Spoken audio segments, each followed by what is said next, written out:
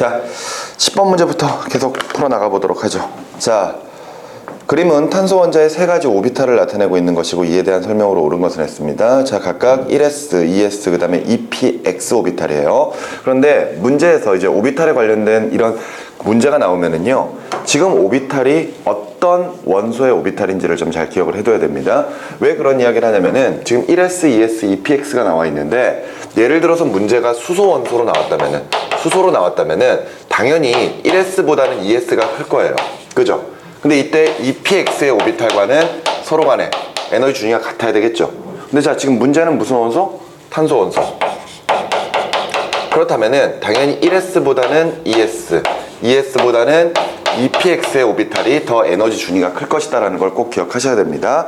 자, 그런 상태에서 설명으로 옳은 것, 기억은 틀린 말이죠. 니은의 2px 오비탈은 원자핵에서 전자가 발견될 확률이 0이다 그랬습니다. 자, 2px 오비탈 같은 경우에는요, R형 모양의 오비탈이에요. 그러면서 지금 현재 우리가 원자핵 근처를 보고 있는데 이 원자핵 근처는 사실 예를 들어 s 오비탈이든 아니면은 p 오비탈이든 이렇게 R형 모양으로 있겠죠. 그죠? 결과적으로는 이 원자핵 근처에서는 전자가 발견될 확률은 0입니다. 그러니까 우리 예전에 그 오비탈에 관련된 내용들을 교재에서 이제 좀 쭉 보다 보면은요, 예를 들어서 원자핵으로부터 거리에 따라 발견 확률 자체가 뭐 요렇게 나타나는 것을 우리가 확인할 수가 있었을 거예요. 그랬을 때 그럼 원자핵 근처로 가면은 발견될 확률이 많네? 이렇게 이제 판단하는 학생들이 되게 많은데, 지금 우리가 이렇게 보는 그래프 같은 경우에는 보통 점밀도 모형에서 점들이 찍히는 이 개수라고 생각을 하시면 되거든요. 그러니까 원자핵 근처에서 점들이 촘촘하게 찍힐 뿐이에요. 그런데 실제 원자핵의 그 지점에서는 전자가 발견될 확률 자체는 0입니다. 그렇기 때문에 니은은 맞는 말이 되겠고요. 디귿에 2s 오비탈의 전자가 1s 오비탈의 전자보다 원자핵에 더 가까운 곳에서 발견될 수가 있다 그랬는데, 지금 보면은 2s 오비탈의 전자 그리고 1s 오비탈의 전자 이렇게 지금 현재 비교를 해야 되거든요. 그런데 가만히 있어봐. 지금 보면은 2s 오비탈의 전자가 1s 오비탈의 전자보다 원자핵에 더 가까운 곳에서 발견될 수 있다.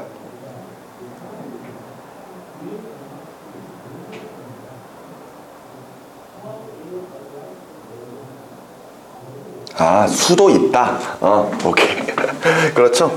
우리가 지금 오비탈을 보면은 예를 들어서 1s랑 2s가 있는 거잖아요. 그죠? 그랬을 때 우리가 보통 이제 경계면 그림 같은 것들을 본다면은 당연히 1s 오비탈은 요 지점에서 전자가 발견될 확률이 가장 높을 거예요. 그리고 나서 2s 오비탈은 요만큼의 거리에서 전자가 발견될 확률이 가장 높겠죠. 그런데 지금 이야기하고 있는 것은 단순히 요 지점과 요 지점에서의 거리를 이야기하는 게 아니라 어디에서나 전자가 발견될 수 있는 확률이 있을 때 1s보다 2s가 더 가까운 곳에서 발견될 수 있느냐 없느냐, 그걸 물어보고 있는 거거든요. 근데 우리가 보는 오비탈이라고 하는 것은 단순히 전자가 발견될 확률을 이야기하고 있는 것이고, 그렇다면은 점들을 찍어 나가면서 형태들을 만들어 나가다 보니까 예를 들어서 1s가 여기에 점이 찍혀도 2s는 이 안쪽에 점이 찍힐 수도 있단 말이에요. 그죠? 그러니까 원자핵으로부터 더 가까운 곳에서 전자가 발견될 수도 있죠. 그지? 그렇기 때문에 옳은 것은 니은과 디귿 두 가지 4번으로 표현해 주시면 되겠습니다. 문제가 굉장히 말이 애매하게 나와 있네요. 그죠? 자, 11번 문제를 계속해서 가보도록 하죠. 자, 주기율표의 일부를 나타낸 것이고 A부터 E에 대한 설명으로 옳은 것은 하고 물어봤습니다. 자, 이런 문제들은 무조건 실제 원소가 뭔지를 좀 정리해두고 가시는 게 좋아요. 아시겠죠? A 같은 경우에는 뭐죠? 원자번호 3번 리튬이죠. 자, 그 다음에 B 같은 경우에는요, 원자번호 9번 플로린이네요. 그죠? C는요, C는 원자번호 11번 나트륨이 될 거고, 그 다음에 D는 뭐죠? D는 원자번호 12, 13, 14, 15, 16번 16번이니까 황이 되겠네요. 그죠? 그 다음에 마지막 E 같은 경우에는 원자번호 17번 염소. 이렇게 실제 원소들을 쭉 적어 놓고 이제 문제로 가보도록 할게요. 1번 A는 원자 반지름이 가장 크다 그랬는데, 자, 우리가 주기율표에서 원자 반지름이 커지는 방향은 주기율표의 왼쪽으로 그리고 아래로 내려갈수록 원자 반지름이 커지죠. 그죠? 그렇다면 지금 현재 나와 있는 것 중에 가장 원자 반지름이 큰 것은 바로 이 지점에 있는 C가 돼야 되겠죠. 그러니까 1번은 틀린 말이 되겠고요. 2번에 B는 전자 친화도가 가장 작다 그랬거든요. 자, 전자 친화도는 우리가 이제 실제로 그 수능 특강에서는 다뤄지지 않던 내용이었습니다. 그런데 전자 친화도의 개념도 어느 정도 알아둘 필요가 있다라고 이야기했었죠. 전자 친화도는 주기율표에서 오른쪽 위로 갈수록 전자 친화도가 커집니다. 그러니까 지금 현재 전자 친화도가 가장 작다고 본다면 역시 마찬가지로 위치상으로는 뭐가 돼야 돼요? C가 돼야 되겠죠. 그렇기 때문에 2번도 역시 틀린 말이 되겠습니다. 그 다음에 3번에 C는 바닥 상태에서 홀 전자 수가 가장 많다고 했는데, 자, 얘 리튬 같은 경우에는 홀 전자가 하나죠. 그지? 그 다음에 플로린 같은 경우에도 홀 전자가 하나입니다. 나트륨도 홀 전자가 하나죠. 자, 얘는 몇 개예요? 얘는 2개죠. 그리고 얘는 하나고요. 맞죠? 그렇다면은 지금 현재 홀 전자 수가 가장 많은 것 C이다. 틀린 말이죠. 3번도 틀렸고요. 4번에 D는 전기 음성도가 가장 크다 그랬는데, 자, 앞서 우리 위치상으로 이렇게 본다면은 전기 음성도도 오른쪽 위로 갈수록 커지거든요. 따라서 지금 나와 있는 것 중에 지금 D가 뭐예요? D가 황이죠, 황. 그지? 그러면은 실질적으로 전기 음성도가 더 큰 것은 황보다는 염소가 더 클 겁니다. 맞죠? 그런데 당연히 여기에 나와 있는 것 중에 전기 음성도가 가장 큰 건 물어보면은 두말할 것도 없이 원자번호 9번 플로린이 돼야 될 거 아니에요. 그죠? 그렇기 때문에 4번도 역시 틀린 말이 되겠네요. 5번에 E는 유효액 전하가 가장 크다 그랬습니다. 자, 유효액 전하가 나왔는데, 우리 유효액 전하는 원자 번호에 해당하는 양성자의 수도 관련이 있고요. 그 다음에 전자의 가려막기 효과도 다 감안을 해야 되죠. 그런데 이 유효액 전하가 조금 헷갈리면은, 결과적으로 유효액 전하가 원자에게 전자를 잡아당기는 상대적 힘을 이야기를 하고 있는 거니까, 결과적으로 이 유효액 전하는 원자 반지름과 동일하다라고 생각을 하시면 되겠습니다. 여기까지 무슨 말인지 이해가 되시죠? 그러니까 원자 반지름이 가장 작을 수 있는 그런 녀석들을 찾아줘야 되거든요. 근데 다만 주기가 서로 다르면은 당연히 아래에 있는 주기가 원자 반지름이 더 크다고 하더라도 결과적으로는 양성자의 수가 많으니까 유효액 전하가 더 크게 나타나겠죠. 여기까지 이해가 되시나요? 따라서 유효액 전하가 가장 큰 것은 지금 현재 3주기에 해당하는 가장 원자 번호가 큰 2라고 이제 우리가 볼 수가 있을 겁니다. 여기까지 이해가 되시나요? 선생님이 좀 전에 유효액 전하를 원자 반지름으로 생각해라 이렇게 이야기하는 것은 같은 주기를 이야기하는 거예요. 같은 주기. 오케이? 같은 주기에서는 유효액 전하는 원자 반지름과 같은 개념으로 생각을 해도 전혀 문제가 없습니다. 대신에 다른 주기라면은 당연히 전자 껍질의 수가 많아져서 양성자의 수가 더 많아지고, 그런 경우가 더 원자 반지름, 유효액 전하가 더 크다라고 보시면 돼요. 오케이? 그래서 옳은 것은 5번으로 체크해 주시면 되겠죠. 됐나요? 자, 12번으로 가도록 할게요. 원자 번호가 연속인 몇 가지 2, 3주기 원소의 이온화 에너지를 나타낸 것이고, 설명으로 옳은 것은 했습니다. 자, 선생님이 EBS 교재를 풀면서 교재 내용을 설명하면서 선생님이 이온화 에너지의 원자 번호 1번부터 20번까지 제1이온화 에너지의 크기를 그래프의 모양 그대로 외워두라고 했던 적이 있었을 겁니다. 기억나시나요? 보세요. 자, 12번 이제 이온화 에너지입니다. 우리가 아직 주기적 성질이 안 들어갔나요? 했죠. 모르겠다. 어찌됐건. 자, 한 거 같은데? 몰라. 하여튼가. 자, 이온화 에너지는 전자를 떼어내는 데 필요한 에너지잖아요. 그런데 선생님이 실제로 이제 교재 내용 이야기하면서 이온화 에너지는 좀 외워둬라 이렇게 이야기를 좀 많이 하거든요. 자, 그 이유가 뭐냐면은 지금과 같은 이런 문제가 나오기 때문입니다. 예를 들어서 우리가 원자번호 1번부터 20번까지 제1이온화 에너지의 크기를 상대적으로 이제 그래프에다가 좀 표현을 해보면은요, 여기가 지금 이온화 에너지의 크기예요. 오케이? 그리고 여기가 지금 원자 번호고요. 그런 상태에서 1번부터 20번까지 각각 이온화 에너지를 보면은 쿵딱, 쿵딱, 쿵딱딱, 쿵딱딱, 쿵딱, 쿵딱딱, 쿵딱딱, 쿵딱 이렇게 되거든요. 자, 그러니까 그래프의 모습을 선으로 연결하면은 이런 식으로 이제 나타날 겁니다. 이게 지금 결과적으로 원자 번호 1번부터 20번까지에 해당하는 이온화 에너지거든요. 근데 이제 이것을 외우라고 했을 때, 이 그래프 자체의 모양을 외우라고 했을 때 학생들이 그럼 선생님 이 각각의 주기에 따라서 이 에너지의 크기도 정확하게 구별을 해야 되나요? 라고 물어보는데 그렇진 않아요. 아시겠죠? 그러니까 전체적인 틀만 이렇게 알아두면 되지 실제로 누가 누구보다 더 크다 뭐 이런 식의 개념 같은 것들은 특별히 중요하진 않습니다. 결과적으로 여기까지 나누면은 얘가 1주기, 그 다음에 여기까지가 2주기, 그 다음에 여기까지가 3주기고요. 그 이유가 4주기다 뭐 이렇게 볼 수가 있거든요.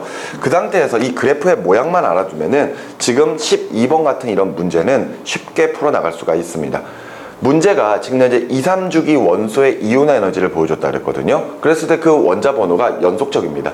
그랬을 때 이런 모습이 2, 3주기에 걸쳐서 나타날 수 있는 위치가 도대체 어디인가 그걸 생각하면 되겠죠. 그렇다면은 지금 현재 그 모습이 그대로 나타날 수 있는 부분은 여기서부터 요렇게 요렇게 요렇게 요렇게 요렇게까지잖아요. 맞죠? 그러니까 결과적으로 여기 지점에 있는 원소들을 배치를 해주면 된다는 거예요. 그죠?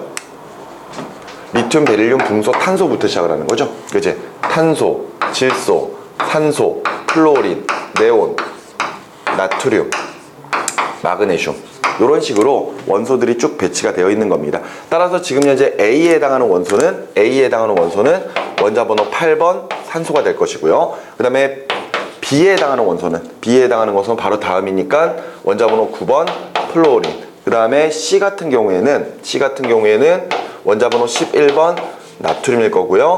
D 같은 경우에는 원자 번호 12번 마그네슘에 해당한다. 이렇게 이제 우리가 정리를 하고 문제를 풀어나가면 되겠죠.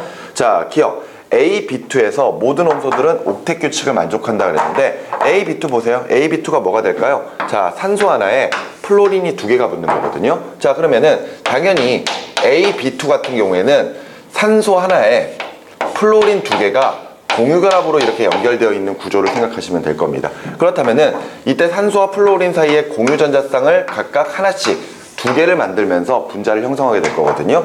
그러면은 이런 식으로 산소는 원자과 전자가 6개였는데 플로린으로부터 각각 하나씩 빌려받으면은 당연히 옥텟 규칙 만족할 것이고요. 플로린 같은 경우에도 원자과 전자가 7개니까 산소로부터 각각 전자를 하나씩 빌려받으면은 당연히 옥텟 규칙을 만족할 겁니다. 따라서 기억은 맞는 말이 되겠네요. 참고로 요 OF2 같은 경우에는 나중에 문제에서 물 분자랑 많이 비교를 하거든요.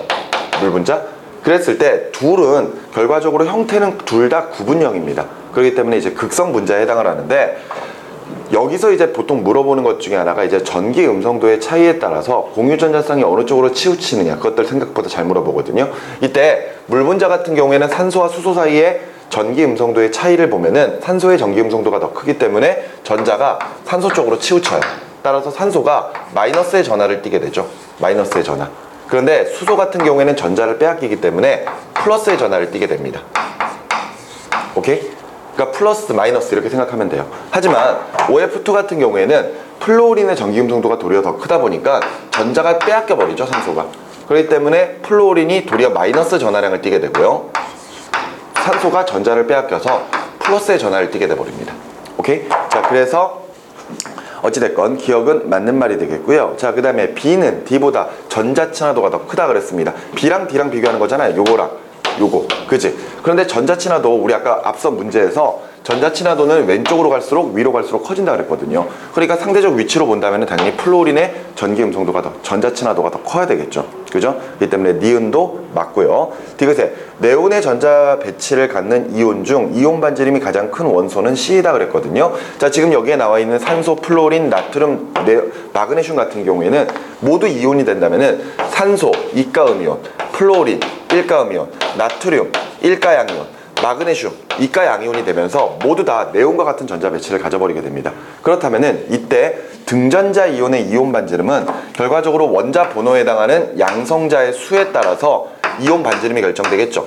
그지? 그랬을 때 양성자 수가 많을수록 잡아당기림이 커져버리니까 이온 반지름은 산소가 가장 크고 플로린, 나트륨, 마그네슘 순으로 갈 것이다. 이렇게 우리가 생각할 수 있습니다. 따라서 이온 반지름이 가장 큰 원소는 A가 돼야 되겠죠. 그래서 옳은 것은 기억과 니은 두 가지 체크하시면 되겠어요. 자, 넘어가셔서 13번으로 계속 갑니다. 자, 그림은 2, 3주기 원소 A부터 D에 안정한 이온이 되었을 때 상대적 크기를 나타내고 있는 것이고요. 그리고 설명으로 옳은 것은 하면서 지금 현재 여기에 나와 있는 원소가 마그네슘, 나트륨, 산소, 플로린 중에 하나라고 이야기가 되어 있어요. 자, 근데 문제에서 분명히 안정한 이온이 되었을 때 이온 반지름을 표현했다고 했거든요. 그럼 여기에 나와 있는 것 중에 산소, 플로린,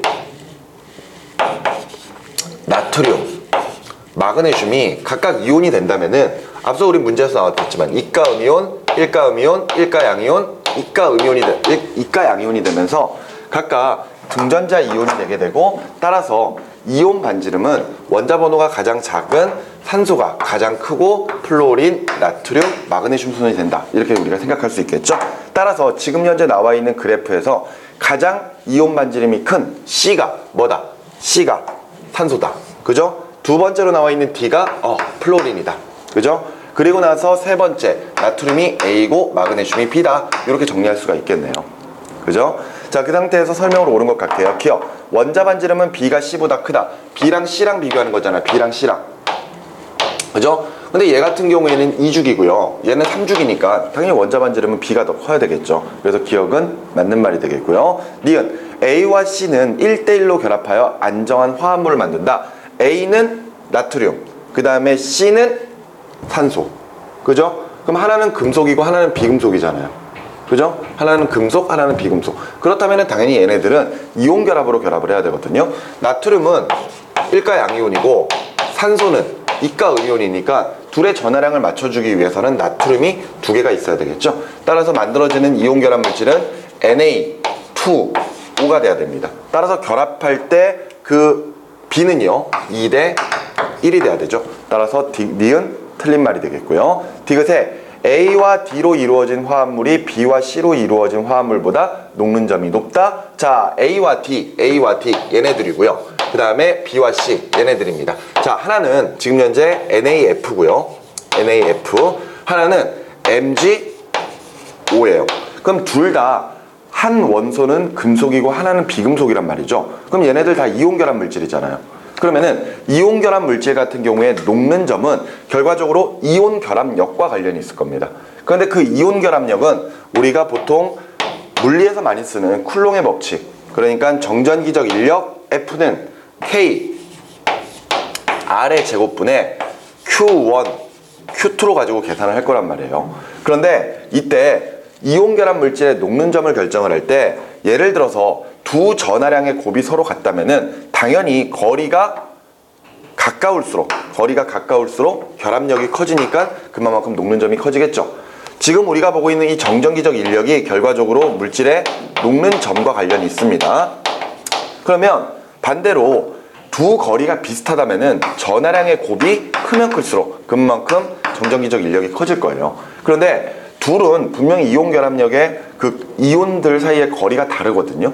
거리가 다르지만 얘는 각각 일가 양이온, 일가 음이온의 조합이고 얘는 이가 양이온, 이가 음이온의 조합이라면은요 거리랑 관계없이 전하량의 곱이 큰 MgO가 훨씬 더 녹는 점과 끓는 점이 높을 것이다, 이렇게 정리하시면 되겠습니다. 따라서 B와 C로 이루어진 화합물이 녹는 점이 더 높아야 되겠죠. 따라서 디귿 틀린 말이 되겠네요.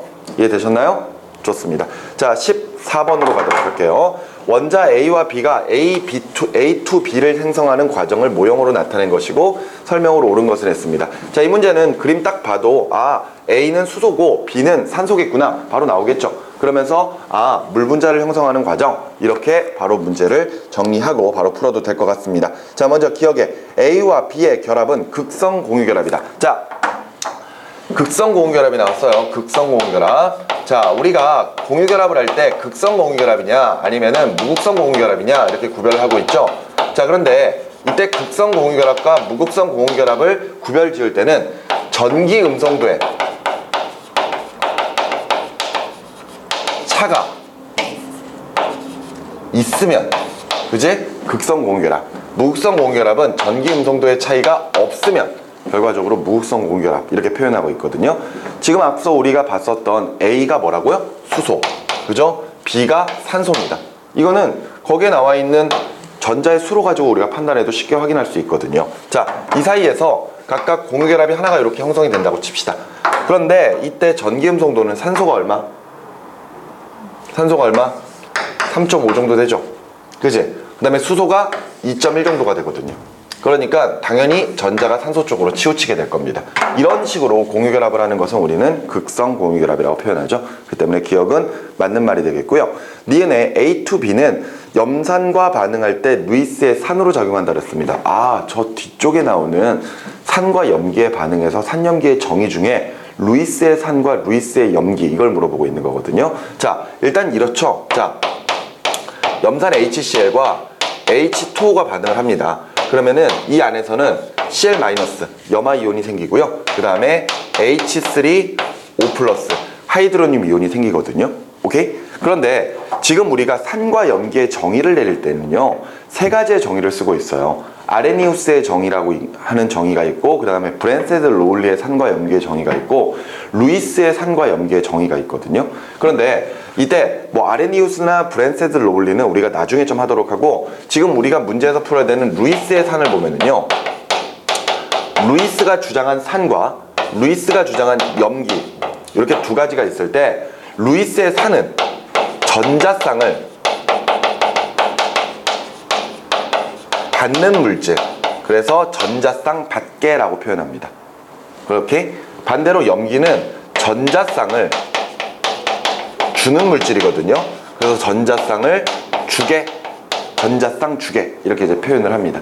조금 산염기 정의 중에서 조금 어려운 정의이기도 하거든요. 자, 그런데 이때 요 구조로 바뀌는 과정을 좀 잠깐 살펴볼게요. 알겠죠?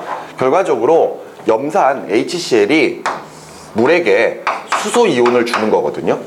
그러면 물이 수소 이온을 받아줘서 뭘로 바뀌는 거야? H3O+로 바뀌는 거거든. 그런데 우리 공유결합하다 보면은요, 공유결합에 단일결합, 이중결합, 삼중결합 말고 또 하나의 결합인 배위결합 같은 걸 배우거든요. 근데 그 배위결합을 보면은 예를 들어서 물 분자 H2O가 수소 이온과 만나서 하이드로늄 이온이 만들어지는 과정을 설명을 하는 게 있어요. 보면은 물 분자는 우리가 알고 있는 구조상 물과 수소가 각각 단일 결합으로 이렇게 두 개가 연결이 되어 있고, 중심 원자인 산소가 이렇게 비공유 전자쌍을 두 개를 가지고 있잖아요. 맞죠? 근데 그 주변에 수소 이온이 이렇게 돌아다니고 있으면은 이때 요 산소, 중심 원자인 산소가 자신이 가지고 있는 비공유 전자쌍을 그냥 일방적으로 공유를 해주기 시작을 하거든요. 왜냐하면 수소 이온은 결과적으로 옥텟 규칙을 만족하기 위해서는 헬륨처럼 전자를 두 개를 가져야 되는데, 아예 자신이 가지고 있던 전자 하나까지 버려버리고 그냥 아무것도 없는 상태가 되는 거잖아요. 그러니까 아예 옥텟 규칙을 만족시켜주기 위해서 자신이 가지고 있는 비공유 전자쌍을 일방적으로 공유를 해주게 됩니다. 그래서 형태가 산소가 수소 3개와 공유 결합을 하고, 요게 이제 비공유 전자쌍이 하나 남으면서 전체적으로 플러스 형태를 띠게 되는 이런 하이드로늄 이온으로 바뀔 수가 있는 거거든요.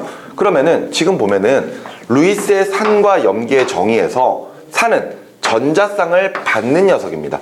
그러니까 지금 현재 수소 이온이 전자쌍을 받아줬죠. 그럼 이 수소 이온은 루이스의 산이에요. 근데 반대로 물 분자는요, 자신이 가지고 있는 비공유 전자쌍을 줬죠. 그러니까 얘는 루이스의 염기가 됩니다. 오케이? 그래서 니은의 H2B는 염산과 반응할 때 루이스의 산으로 작용한다. 틀린 말이 되는 거죠. 오케이? 염기로 작용하는 물질입니다. 됐죠? 아직까지 이 개념 자체가 조금 어렵다라고 생각한다면은 지금은 크게 신경 안 쓰셔도 돼요. 나중에 다시 정리하고 우리 그렇게 나가시면 됩니다. 자, 15번으로 계속 가도록 할게요. 자, 표는 몇 가지 화합물과 이를 분류하기 위한 기준 가부터 다를 나타낸 것이고, 이 그림을 분류한 벤다이어 그림을 나타내고 있습니다. 이때 빗금친 부분 ABC에 들어갈 화합물의 수로 옳은 것은 하고 물어봤어요. 자, 지금 보니까 화합물의 종류가 H2O, 그 다음에 H2S, 그 다음에 HCl, 그리고 NH3, 암모니아, 그리고 CHCl3, 이런 것들이 있어요. 그런 상태에서 먼저 가는 구분형 구조냐? 라고 물어봤어요. 구분형 구조. 오케이? 구분형 구조가 나올 수 있는 게 뭐가 있을까 이거죠. 자, 이때 물 분자는 뭐 두말할 것도 없이 이렇게 생겼으니까요. 그죠? 구분형이겠죠? 자, 그 다음에 H2S도 산소 대신에 황이 들어갔다고 생각하시면 돼요. 따라서 황에 수소가 이렇게 붙어있는 형태죠. 여기까지 이해가 되시나요? 자, 그런데 이 HCl 뭘까요? HCl 같은 경우에는 가운데 탄소가 있고요. 수소와는 단일 결합, 그리고 질소와는 삼중 결합을 합니다. 그렇기 때문에 얘네들은 직선형의 구조로 나타내야 돼요. 오케이? 그 다음에 암모니아 같은 경우에는 가운데 질소가 수소 3개와 단일 결합을 하고요. 비공유 전자쌍을 이렇게 하나 가지고 있는 구조가 되거든요. 그래서 이 형태를 우리가 삼각뿔형이라고 보통 표현을 하죠. 자, 그 다음에 CH3, CHCl3 같은 경우에는 우리 메테인 구조 있죠? 탄소 안에 수소가 4개 붙어 있는 구조. 그 중에서 수소 3개 떨어뜨리고 염소 하나만 붙여버리면 됩니다. 그러니까 탄소가 가운데 이렇게 있고 손을 뻗어서 수소를 붙잡고 있고 나머지는 염소를 다 붙잡고 있다고 생각하시면 돼요. 그래서 얘네들은 모양이 약간 찌그러지긴 하지만 일단 사면체 구조, 사면체 구조, 이렇게 이제 생각을 하시면 되겠어요. 그래서 구분정에 해당하는 건 이렇게 2가지가 있습니다. 됐죠? 자, 그 다음에 나를 가볼까요? 나 같은 경우에는요, 자, 중심원자에 비공유 전자쌍이 있어? 이렇게 물어봤거든요. 비공유 전자쌍. 자, 그런데 중심원자 봐야 됩니다. 이때 당연히 물분자 비공유 전자쌍 있죠. 황 비공유 전자쌍 있죠. 그러니까 당연히 H2O 있고요. 그 다음에 H2S 있습니다. 됐죠? 그리고 나서 HCl은 중심원자는 탄소인데 탄소 지금 현재 모두 공유결합 했거든요. 그러니까 얘는 아니고요. NH3는 앞서 질소에 비공유 전자쌍 있다 그랬죠. 그러니까 NH3 암모니아 있습니다. 그 다음에 CHCl3 같은 경우에는 중심원자 탄소 비공유 전자쌍 존재하지 않죠. 그렇기 때문에 이 3가지가 나에 해당을 할 겁니다. 자, 그 다음에 다 같은 경우에는요, 쌍극자 모멘트 합이 0이 아니다. 쌍극자 모멘트 합이 0이 아니다. 그 말인즉슨 극성 분자 찾으라는 이야기지. 좋아. 그러면은 여기서 지금 현재 H2O나 H2S는 너무나 당연할 겁니다. 그죠? 그 다음에 요 녀석들 쌍극자 모멘트 한번 생각을 해볼까요? 자, 쌍극자 모멘트라고 하는 게 결과적으로 전기 음성도 때문에 생기는 거거든요. 자, 탄소랑 수소가 있으면은 이때 탄소랑 수소 사이에 전자가 탄소 쪽으로 치우쳐요. 오케이? 그런데 탄소랑 질소 사이에서 역시 전자가 치우치거든요. 그때 탄소랑 질소 사이에서는 모두 다 질소 쪽으로 전자가 치우쳐 버립니다. 오케이? 그러니까 얘네들 분명히 지금 현재 쌍극자 모멘트들이 있고 그 방향이 서로 대칭이다거나 크기가 같다거나 그런 게 아니니까 얘도 쌍극자 모멘트가 분명히 0보다 크겠죠. 이해가 되시나요? 마찬가지로 삼각뿔 같은 경우에도 지금 현재 전자들이 모두 질소 쪽으로 치우치고 이때 얘네들 다 더해봤자 쌍극자 모멘트가 0이 안 되기 때문에 역시 다에도 해당을 할 거고요. 요 CH3, CL3 볼까요? 요 녀석 같은 경우에 우리가 하나 비교를 하기 위해서 메테인 같은 구조를 한번 좀 보도록 하겠습니다. 메테인은 이런 식이잖아요. 그랬을 때 이 쌍극자 모멘트를 보면은 탄소랑 수소 사이에서는 무조건 전자가 탄소 쪽으로 치우치기 때문에 이렇게 되거든요. 하지만 얘네들은 이런 쌍극자 모멘트의 값들을 다 더해보면은 쌍극자 모멘트 값이 0이 나와버립니다. 그러니까 무극성 분자에 해당을 하거든요. 근데 요 CH3, CL3 같은 경우에는 CHCl3 같은 경우에는 H, Cl, Cl, Cl 이렇게 되어 있는 상태에서 수소는 탄소 쪽으로 전자가 치우쳐요. 요렇게. 근데 탄소랑 염소 사이에서는 염소의 전자 친화도가 더 크니까 요렇게 치우칠 거 아니에요. 맞죠? 그러니까 얘네들 쌍극자 모멘트 역시 0이 안 됩니다. 그 말인즉슨 H2O, H2S 그 다음에 HCl 그 다음에 NH3 그 다음에 CHCl3 모두 다 쌍극자 모멘트가 0이 아닙니다. 이해되셨나요? 그러면은 다시 벤 다이어그램을 여기다 이제 좀 그려보도록 하죠. 이렇게 되어 있는데 지금 현재 가에 들어갈 게 여기예요. 여기가 가고요. 그 다음에 여기가 나, 그 다음에 여기가 다입니다. 그래 놓고 이제 우리에게 물어보고 있는 게 요 부분 A, 그 다음에 요 부분 B, 그 다음에 요 부분 C 이렇게 물어보고 있죠. 자, A 보세요. A 같은 경우에는 다른 부분에는 전혀 포함되지 않고 오로지 가만 가지고 있어야 되는 구조입니다. 그런데 지금 보면은 H2O, H2S 모두 다 중첩돼 버리죠. 맞지? 그러니까 가에는 들어갈 수 있는 게 있어 없어? 없어요. 0이죠. 0. 됐습니까? 당연히 0 나올 수 있죠. 자, 그 다음에 B 구조 같은 경우에는 지금 현재 가나다 모두 포함되어 있어야 됩니다. 가나다 모두. 그러면은 가는 H2O, H2S, 얘도 H2O, H2S, 얘도 H2O, H2S 이렇게 있으니까 얘 몇 개? 2개. 이렇게 정의할 수 있겠죠. 그 다음에 이제 나 같은 경우에는 오로지 C만 가지고 있는 것들, 그러면은 요게 지금 NH3 있으니까 요거 NH3 제외해버리고 그 다음에 요거 2개 다 제외해버려야겠죠. 그러고 나서 HCl이랑 CHCl3는 모두 다 여기만 아, 나만 가지고 있는 거군요. 나만 가지고 있는 거니까 요거랑 요거 동시에 가지고 있고 요것도 여기랑 포함되어 있잖아요. 그죠? 그러니까 이것도 제외해야 되겠네요. 그렇기 때문에 가질 수 있는 것 역시 0개가 됩니다. 그래서 0, 뭘 잘못했지? 아, BC를 잘못했구나. 요게 B고 요게 C죠. 그지? 그러니까 0, 0, 2가 돼야 되겠네. 0, 0, 2. 그래, 답을 2번으로 체크해 주시면 되겠습니다. 이해되셨나요? 요거 벤 다이어그램 예전부터 문제가 솔찬히 잘 나와요. 가끔 한 번씩. 근데 학생들 이거 보면은 생각보다 시간이 오래 걸리고, 또 하나 가끔 틀리는 것 중에 하나가, 지금 문제에서는 여기랑 그 다음에 여기 물어봤잖아요. 그래서 생각보다 찾는 게 쉽습니다. 근데 가끔 물어보는 것 중에 여기 부분을 막 물어보기도 해요. 여기 부분. 근데 학생들이 여기를 딱 물어보면은, 아, 가랑 나랑 만나는 것, 이렇게 생각하면서 가랑 나랑 공통으로 가지고 있는 H2S, H2S, H2H2S 이렇게 선택하는 경우가 있거든요. 그런데 문제는 여기 부분은 빼야 된다라는 거. 그래서 요거 다 빼버리면은 결과적으로 0이다. 뭐 이런 식으로 물어보는 문제들도 예전에 실제 문제에서, 수능 문제에서 출제가 되고 그랬었습니다. 알겠습니까? 벤 다이어그램 잘 보세요. 오케이? 자, 넘어가셔서 16번으로 가도록 하죠. 자, 그림은 벤젠과 수소기체가 반응하여 사이클로헥세인이 만들어지는 것을 생성되는 것을 나타낸 것이고요. 자, 벤젠과 사이클로헥세인의 공통점에 대한 설명으로 옳은 것을 보기 위해서 있는 대로 고른 것은 하고 물어봤습니다. 자, 볼까요? 자, 지금 현재 벤젠 나와 있고요. 벤젠 나와 있고 사이클로헥세인 나와 있어요. 자, 벤젠의 분자식이 뭐죠?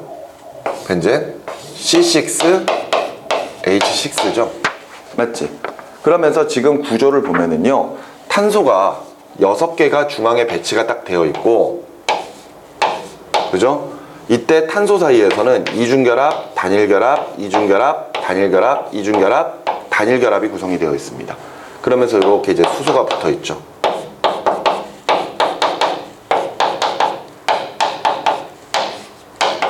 이렇게. 이게 지금 벤젠 구조입니다. 자, 그런데 그 옆에 나와 있는 사이클로헥세인 같은 경우에는요, 사이클로헥세인 같은 경우에는 분자식 보세요. 탄소가 6개죠. 그 다음에 수소가 몇 개예요? 각각 2개씩 6개 붙어 있잖아요. 2개씩 6개 붙어 있으니까 얘 몇 개? 12개. 이렇게 볼 수 있지. 그러면서 지금 현재 역시 탄소가 6개인데, 이때 탄소 사이에서는 모두 단일결합으로 구성되어 있고, 각각 탄소들이 수소를 2개씩 붙잡고 있는 구조입니다. 개인적으로 조금 징그럽다고 생각하는 그런 구조예요. 이때 벤젠이 사이클로헥센이 되기 위해서는 필요한 수소수만큼 더 넣어줘야 된다. 이렇게 지금 되어 있는 거죠. 자, 그랬을 때 공통점에 대한 설명으로 옳은 것은 하고 물어봤는데, 기억에 탄소 원자가 동일 평면상에 존재한다. 그러니까 지금 현재 요 구조랑 요 구조가 지금 현재 단일 평면상에 존재하느냐 이렇게 물어보고 있거든요. 그런데 보세요. 우리가 나중에 탄화수소, 그러니까 탄소 X개랑 수소 Y개로 구성되는 이런 탄화수소들을 볼 때 얘네들의 구조 중에서 평면 구조를 나타낼 수 있는 것과 입체 구조를 나타내는 것, 이렇게 구별을 하거든요. 그랬을 때 평면 구조를 나타낼 수 있는 것은 탄화수소 중에서는 3개밖에 없습니다. 3개밖에. 그게 C2H4 에텐. 오케이? 그 다음에 C2H2 에타인. 오케이? 그리고 또 하나가 바로 저기서 보고 있는 C6H6 벤젠이에요. 오케이? 요 3가지만 동일 평면상에 존재를 합니다. 그러니까 무슨 이야기냐면은 얘네들의 입자들을 모두 다 하나의 평면 위에 다 가지런히 놓을 수가 있다는 뜻이에요. 그런데 입체 구조는 평면 구조를 제외한, 평면 구조 제외하고 모두입니다. 모두. 알았어? 그 말인즉슨 얘 지금 위에서 바라봤을 때도 육각형의 구조를 나타내지만 옆에서 바라봐도 얘네들 모두 다 평면 구조예요. 근데 요 사이클로헥세인은 지금 현재 위에서 봤을 때는 이렇게 육각형으로 보이지만 옆에서 바라보면은 형태가 요렇게, 아니면은 이런 식으로 보입니다. 그러니까 여기에 지금 탄소들이 배치가 되어 있다고 생각하시면 돼요. 옆에서 바라봤을 때. 그래서 이런 형태를 이제 우리가 의자형, 아래에 있는 경우를 보트형 이렇게 표현하기도 하거든요. 그러니까 그러니까 이 사이클로헥세인 같은 경우에는 절대 이제 평면 구조가 될 수가 없어요. 그렇기 때문에 기억은 틀린 말이 되겠고요. 니은에 완전 연소 생성물의 종류가 같다? 당연히 완전 연소 생성물은 둘 다 탄소와 수소로만 이루어져 있으니까 얘네들 모두 다 이산화탄소와 물밖에 안 나오겠죠. 오케이? 그 다음에 디귿에 한 분자를 연소시킬 때 생성되는 물 분자 수는 같다 그랬는데 얘네들 요 한 분자를 연소시키게 되면은 수소 6개 있으니까 여기서 물 분자 몇 개 나와? 3개 나오겠지? 근데 얘는 수소가 12개가 있으니까 이 안에서 물이 6개가 나온단 말이죠. 물 분자 수 다르죠. 그죠? 따라서 옳은 것은 니은만 보시면 되겠네요. 이해되셨나요? 자, 계속 이어서 17번이고요. 이산화황과 관련된 몇 가지 반응, 그 다음에 설명으로 옳은 것을 했습니다. 자, 산화수인데 산화수 좀 자신 있나요? 대답이 없네. 자, 볼까요? 17번. 이산화황과 관련된 두 가지의 자료인데 먼저 간은요. 간은 SO2가 두 개의 H2S와 만나서 세 개의 S와 두 개의 H2O가 만들어지는 과정. 그 다음에 자, 나로 가면은요. 나 같은 경우에는 SO2가 이 H2O와 만나고 Cl2랑 만나서 H2SO4 플러스 2HCl. 자, 요게 이제 반응이거든요. 내용 쭉 살펴보니까 뭐 산화수 이야기하고 있고 환원제나 산화제 뭐 이렇게 막 물어보고 있거든요. 따라서 산화수를 좀 적을 필요가 있습니다. 자, 산화수는 뭐 다음에 연습하면 되니까 선생님이 어떻게 풀어가는지 보시면 돼요. 전체적으로 0이고요. 그렇기 때문에 산소가 마이너스 2라면은 황은 플러스 4가 돼야 됩니다. 마찬가지로 H2S 자체도 전체적으로 0이 돼야 돼요. 이때 수소가 플러스 1이니까 황은 마이너스 2가 돼야 돼요. 그러면서 이런 식으로 황이 호돈소 물질이라면은 얘는 무조건 0이 되고요. 수소는 플러스 1, 산소는 마이너스 2. 이렇게 이제 산화수 적으시면 되겠습니다.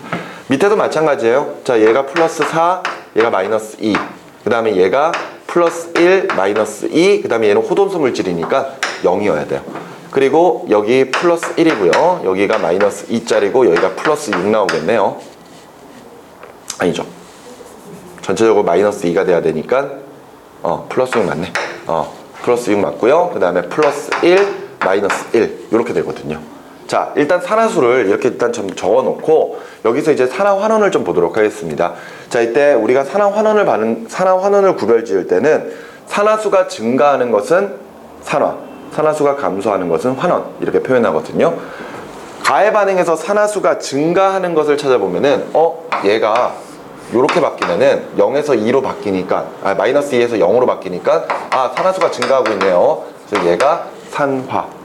반대로 여기 플러스 4짜리가 0으로 바뀌기도 하잖아요. 그죠? 그러니까 얘가 환원. 이렇게 정리할 수가 있겠네요. 됐습니까? 자, 아래에 있는 반응에서는요. 황 플러스 4짜리가 플러스 6짜리로 바뀌었습니다. 그럼 얘가 산화. 그럼 환원은 지금 현재 염소가 0에서 얼마로 바뀌었어요? 마이너스 1로 바뀌었으니까 얘가 한원. 이렇게 이제 정리할 수가 있습니다. 됐죠? 자, 그런 상태에서 설명으로 옳은 거 볼게요. 기억에 가에서 H2S의 S 산화수는 증가한다. 얘가 여기 얼마였어? 마이너스 2였지. 근데 나중에 얼마로 바뀌어? 0으로 바뀌어. 산화수가 증가하죠. 오케이? 그 다음에 니은의 가와 나에서 SO2는 모두 환원제로 작용한다 그랬는데 환원제로 사용된다라는 것은 자신은 산화되고 남은 환원시키는 물질을 환원제라고 하거든요. 근데 위에서는 자신이 환원됐어요. 따라서 산화제입니다. 아래는 자신은 산화됐으니까 남을 환원시키는 환원제로 쓰이는 거 맞아요. 그래서 니은 틀렸고요. 디귿에 SO2는 Cl2보다 더 강한 산화제이다. 산화제라는 뜻은 반대로 자신은 환원되고 남은 산화시키는 거. 위의 반응에서 환원은 누가 잘 되는지 볼까요? 누가 환원이 더 잘 되느냐? SO2랑 그 다음에 H2S 중에서 누가 환원이 잘 돼? SO2가 더 환원이 잘 돼요. 아래에 있는 반응에서는요. 누가 환원이 잘 될까 이걸 보면은 역시 SO2가 있고 그 다음에 Cl2가 있죠. 그렇다면은 이때 Cl2가 환원이 되고 있잖아요. 맞죠? 그러면은 산화제 정도는 환원이 잘 되는 정도예요. 전체적으로 봤을 때 환원 여부는 누가 환원이 잘 될까 이걸 보면은 H2S가 제일 환원이 안 됩니다. 그죠? 그 다음이 SO2고요. 그 다음이 Cl2거든요. 그렇다면은 이때 가장 강한 산화제는 바로 Cl2가 돼야 되겠죠. 그렇기 때문에 SO2는 Cl2보다 더 강한 산화제이다. 틀린 말이네요. 그 답을 기억만 체크해 주시면 됩니다. 됐습니까? 자, 이런 내용이었고요. 자, 18번으로 계속 가볼게요.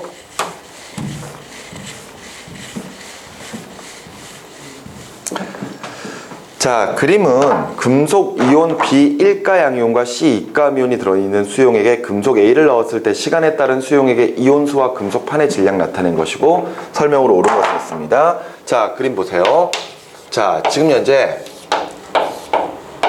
비커에 B1가양이온과 C2가음이온이 동시에 들어있습니다. 그런 상태에서 여기다가 A 금속을 넣었네요. 자, 그런데 이제 이 문제는 금속의 반응성에 관련된 문제거든요. 금속의 반응성이 클수록 자신이 이온화되려고 하죠. 그죠? 그런데 지금 이미 비커 속에 B1가양이온과 C2가음이온이 들어있어요. 얘네 둘은 서로 다른 금속이거든요. 반응성이 서로 달라요. 그런데 이렇게 서로 다른 반응성을 가지고 있는 금속이라고 하더라도 처음부터 이온 상태로 존재한다면은 둘이 함께 있을 수 있습니다. 근데 예를 들어 하나는 이온이고 하나는 금속이라면은 원자 상태라면은요, 그때는 반응성 여부에 따라서 반응성이 큰 금속이 먼저 이온화가 되려고 하거든요. 오케이? 그러니까 지금 현재 일단 B1가양이온과 C2가음이온은 함께 들어가 있는 상태고 둘은 반응성이 다르겠지만 둘 중에 누가 반응성이 크고 작은지는 아직까지 확인할 수가 없어요. 그런 상태에서 A가 지금 현재 금속 상태로 들어갔거든요. 그러면은 A가 만일 반응성이 가장 작아요. 그러니까 B나 C보다 A가 반응성이 제일 작다면은 결과적으로 A는 이온으로 빠져나올 수가 없을 겁니다. 여기까지 무슨 말인지 이해가 되시나요? 그런데 그 옆에 나와 있는 그래프를 보니까 지금 현재 첫 번째 그래프는 시간에 따른 이온수 그래프에서 A 금속을 넣어주고 난 이후부터 이온수가 이렇게 감소하다가 일정하게 유지가 되고 있거든요. 그런데 이온수의 변화가 생긴다는 것은 결과적으로 반응이 진행된다는 거예요. 오케이? 그러니까 A가 빠져나오네? 이렇게 생각을 해야지. 그럼 A는 분명히 B나 C 둘 중에 하나 또는 두 개보다 모두 반응성이 커야 됩니다. 무슨 말인지 이해가 됩니까? 그런데 이 시점 이후로는 이온수의 변화가 없거든요. 그럼 이온수의 변화가 없다면은 그럼 반응이 진행되지 않는 건가? 이렇게 생각할 수 있겠죠. 그런데 중요한 건 얘는 이온수기 때문에 이게 반응이 진행되고 있는 건지 안 진행되고 있는 건지는 아직까지 이 그림 자체로는 우리가 판단할 수가 없어요. 이 그래프로는. 그런데 그 옆에 보면은 이번에는 시간에 따른 금속판의 질량이죠. 금속판의 질량.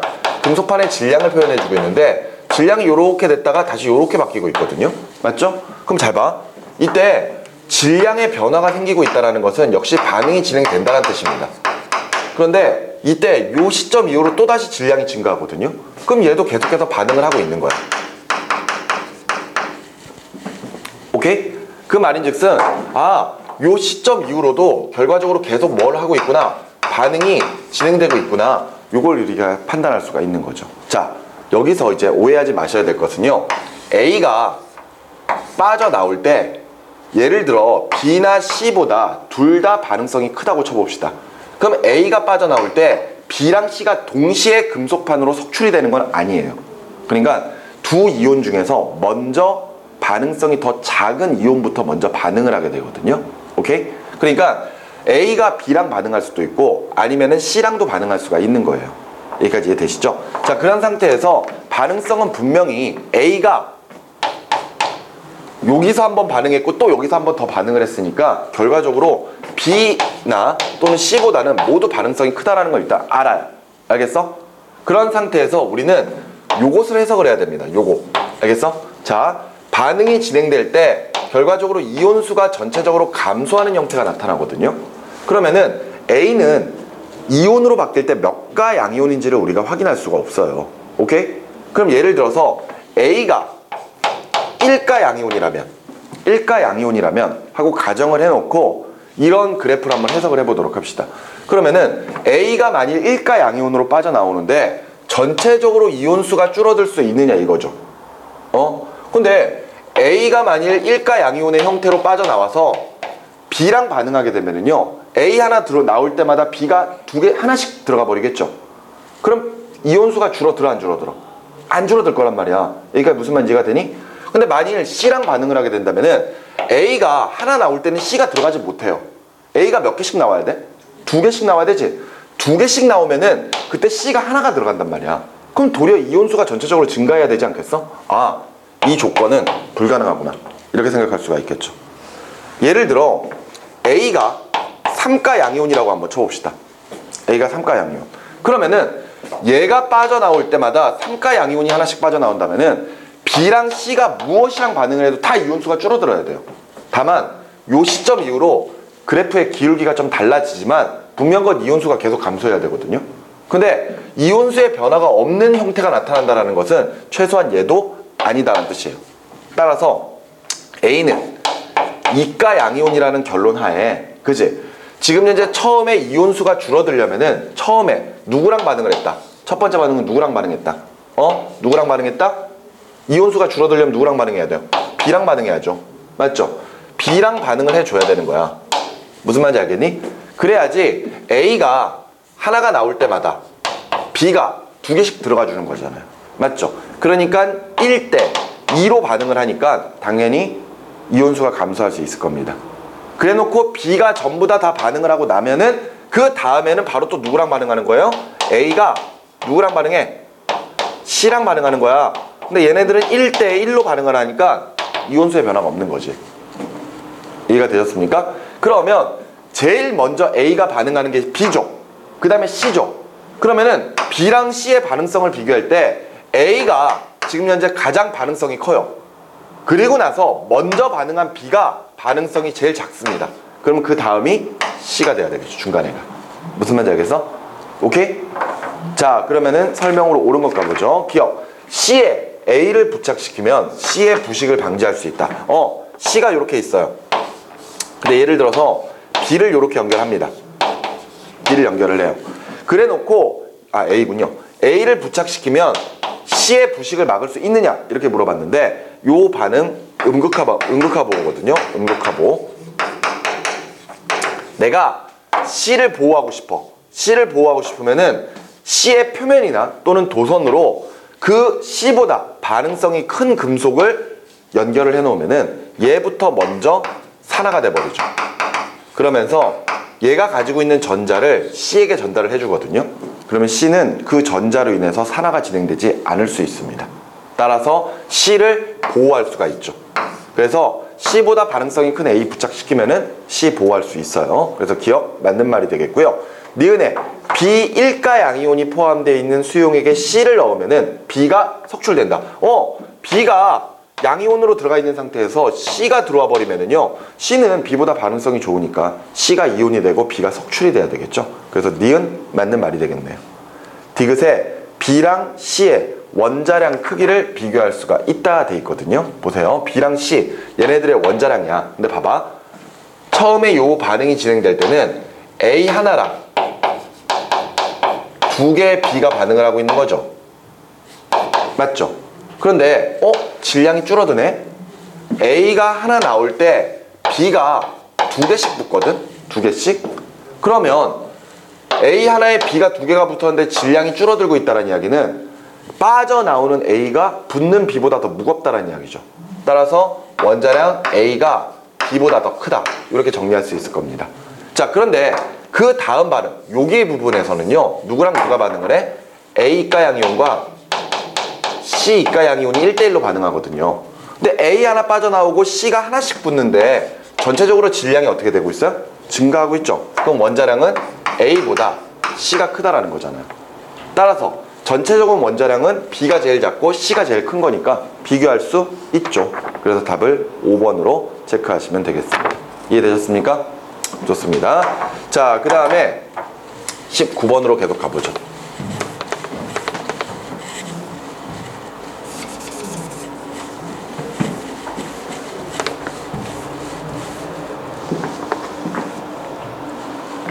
자, 19번.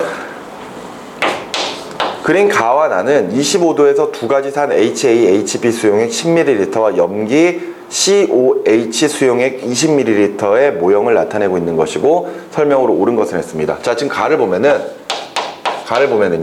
지금 현재 산이 HA예요. HA. 근데 여기 가만히 보면은 HA가 이온화가 되면은 수소 이온하고 A1가 이온하고 나눠질 거 아니야. 근데 지금 모형상 보면은 얘네 전부 나눠졌죠. 그죠? 전부 이온화 되지 않았니? 맞지? 얘 10ml 넣었는데 그 안에 수소 이온하고 A1가 이온밖에 없잖아요. 아, 그럼 얘는 거의 대부분 다 이온화가 돼버리네요. 그럼 얘는 강산이라는 의미죠.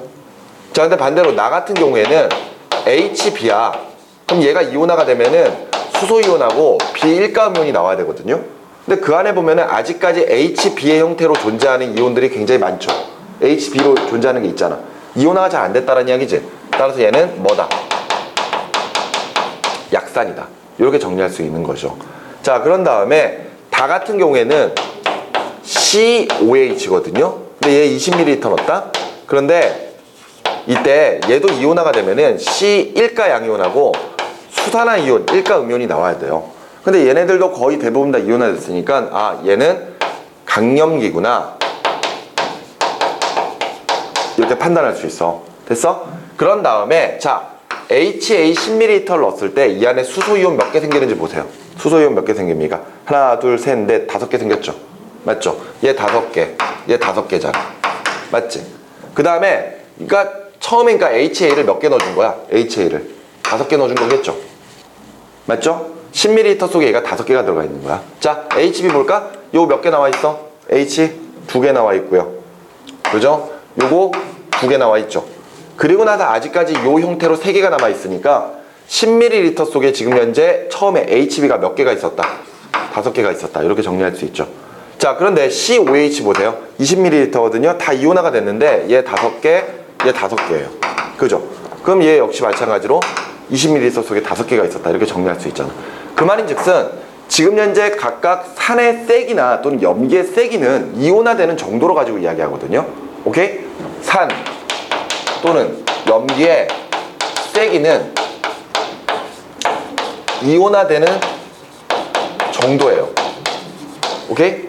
그런데 농도는 이야기가 다르잖아. 농도는 부피분의 입자수라고 보면 되거든요.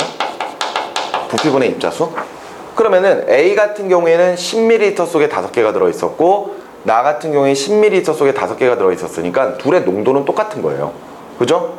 그런데 C 같은 경우에는 20ml 속에 5개가 들어가 있으니까 농도가 얘네들보다 2분의 1만큼 더 작다. 이렇게 우리가 생각할 수가 있는 거죠. 오케이? 자, 그러면은 설명으로 옳은 것 가볼게요. 기억. 충분한 양의 마그네슘 금속을 가와 나에 넣으면은 생성되는 기체의 총량은 같다. 이라고 되어 있거든요. 자, 산이 마그네슘과 반응하면은 수소 기체가 나와요. 왜? 수소 이온이 생기니까. 오케이? 그런데 이때 가랑 나랑 집어넣었을 때 과연 얘네들의 수소 기체의 양이 어떻게 되느냐 이렇게 물어봤단 말이에요. 그런데 마그네슘의 양은 충분합니다. 그런 상태에서 가는 전부 다 이온화가 되어 있는 상태니까 수소 기체가 이렇게 증가를 한다고 치자고요. 이게 가라고 보자. 무슨 말인지 알겠어? 그러면은 선생님 그러면은 이렇게 만들어진 기체가 결과적으로는 요 5개 때문에 생기는 거니까 나는 2개밖에 없어서 기체의 양이 적겠네요? 이렇게 얘기하지만 그렇지 않습니다. 알겠습니까? 나 같은 경우에는 지금 현재 이온화가 많이 진행 안 돼서 2개가 있는 거죠. 근데 여기다 마그네슘을 넣으면은 얘가 수소 기체로 바뀌어요. 근데 대신에 아직까지 남아있는 3개가 있잖아. 얘네들이 계속해서 수소 이온으로 계속 바뀝니다. 그러면서 자신이 가지고 있는 모든 수소 이온을 다 반응시켜서 수소 기체를 발생시킬 거거든요. 그 말인즉슨 가든 나든 처음에 HA와 HB의 입자수가 똑같기 때문에 결과적으로 똑같은 기체만큼 생성이 돼요. 단 차이가 있다면 뭐냐면은 위에는 강산이고 아래는 약산이다 보니까 이때 수소 기체가 발생하는 시간, 속도가 달라요. 요렇게. 무슨 말인지 알겠어요? 그러니까 얘는 집어넣자마자 빠르게 반응을 해버리는데 나 같은 경우에는 천천히 반응한다. 이렇게 생각하시면 됩니다. 그렇기 때문에 기억 맞는 말이에요. 됐나요?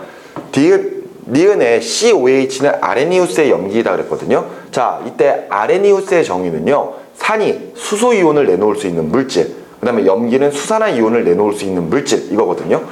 얘네들 각각 모두 다 요 녀석이 수소 이온 내놨고 요 녀석이 수소 이온 내놨죠. 아레니우스의 산입니다. 그리고 COH가 역시 뭘 내놨어요? 수산화 이온 내놨죠. 따라서 아레니우스의 염기입니다. 그래서 니은 맞아요. 오케이? 그 다음에 디귿에 수용액의 pH는 하고 물어봤는데, pH는 얼마만큼 산의 세기가 강한지를 표현하는 거죠. 이때 산의 세기가 강할수록 pH가 작습니다. 알겠습니까? 그러면 당연히 가랑 나는 산이니까 7보다 작을 것이고, 다는 염기니까 7보다 클 거예요. 대신에 가랑 나 중에서는 가가 더 강산이니까 더 작아야 되겠죠. 따라서 가가 제일 작고 나, 다 순으로 가야 되니까 디귿도 맞네요. 됐습니까? 오케이. 자, 그리고 나서 마지막 20번 문제는 뉴클레오타이드의 구조를 나타낸 것이고 설명으로 옳은 것을 했는데, 가는 인산 구조, 그 다음에 나는 당 구조, 그 다음에 다는 염기의 구조거든요. 이거는 우리가 생물에서 이제 이 DNA의 기본 단위체라고 이야기하는 그런 구조를 하다 보면은 인산, 당, 염기가 1대1대1로 결합되어 있는 구조다, 이렇게 이제 보통 표현을 하면서 그때 알게 됐죠. 근데 우리 화학에서도 실질적으로 이렇게 구조 자체를 외울 필요는 없어요. 알겠죠? 대신에 그림이 나오면은 어느 부분이 인산이고 어느 부분이 당이고 어떤 부분이 염기다, 이 정도만 알아두셔도 별 문제는 없는 거죠. 됐나요? 그 상태에서 옳은 거 찾아보도록 할게요. 기억, 가에서 인의 산화수는 플러스 5이다 라고 되어 있는데, 요거 잘 봐주시기 바랍니다.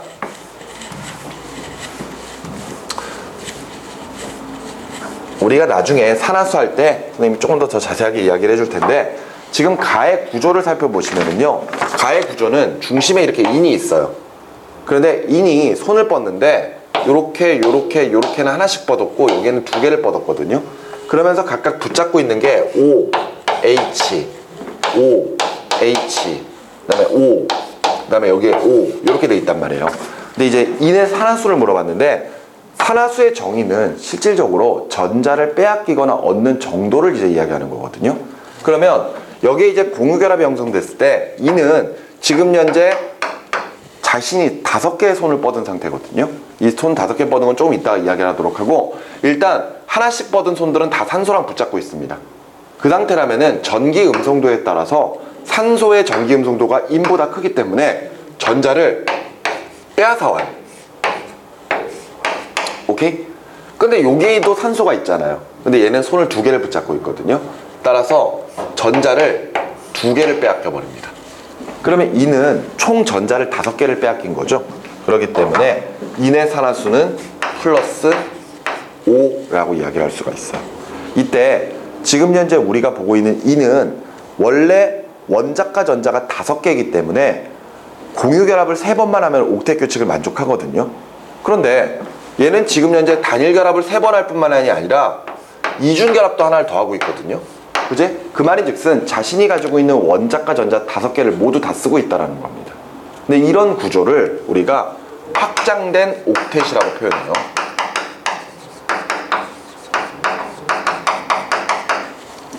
오케이? 확장된 옥텟. 그래서 이 구조 문제 잘 나오니까 좀 잘 봐두시기 바래요. 그래서 기억은 맞는 말이 되겠고요. 니은에 나와 다른 수소 결합으로 연결된다. 지금 인산 있고 당 있고 염기가 있거든요. 그런데 이 하나의 뉴클레오타이드 구조 내에서는요, 모든 원소들 간의 결합이 다 공유결합입니다. 공유결합. 그러니까 나랑 다랑 연결되는 것도 역시 공유결합으로 연결이 돼야 돼요. 그렇기 때문에 니은 틀린 말이 되겠고요. 디귿에 다는 DNA의 이중 나선 구조 바깥쪽에 위치한다 그랬는데, 다가 염기죠. 염기는 DNA 이중 나선 구조의 안쪽으로 배열이 되어 있죠. 그러니까 여기에 하나의 사슬이 있고 여기에 또 하나의 사슬이 있는 거예요. 그 상태에서 이쪽에 또다시 뉴클레오타이드들이 이렇게 있는데, 염기들은 안쪽으로 서로 마주보고 있습니다. 그러면서 요 염기들끼리 또 하나의 결합이 일어나거든요. 그 결합이 수소 결합입니다. 되셨나요? 자, 이렇게 해서 답을 찾아주시면은 답은 역시 기억 하나밖에 없다. 이렇게 이제 정의 내릴 수가 있겠습니다. 자, 여기까지 해서 우리가 지금 현재 종로에서 출제됐었던 3월 사설 모의고사를 좀 한번 풀어봤고요. 자, 다음에는 우리 중앙 문제를 한번 다뤄보도록 하겠습니다.